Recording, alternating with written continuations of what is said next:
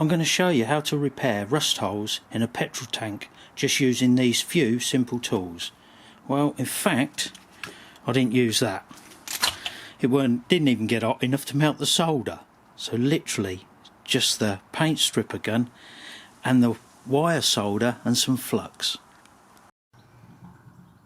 To get it road legal for 2021, I need to repair the tank.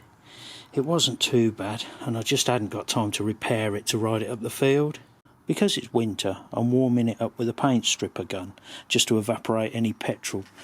It should only just bring it up to the summer temperature, really.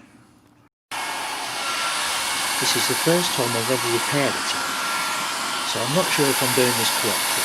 So if you try this, get some advice from a professional tank repairer.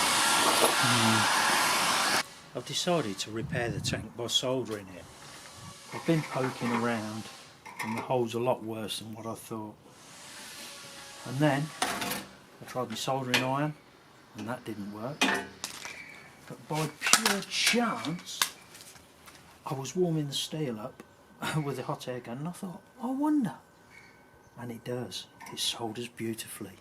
So now I'm going to have a go at soldering it with the paint stripper gun. Right, I just need to add some flux. Right, that's fine. Right, and then I'm just going to tin the sides first. Oh.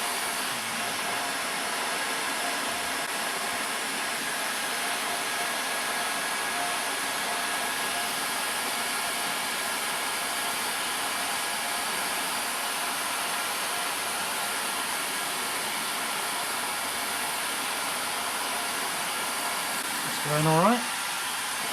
So far so good?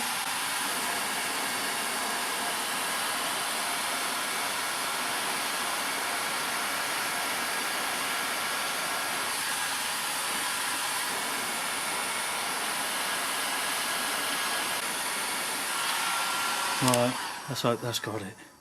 I was going to put some gasoline in it to try it, but I ain't got no gasoline, so I had to put petrol in.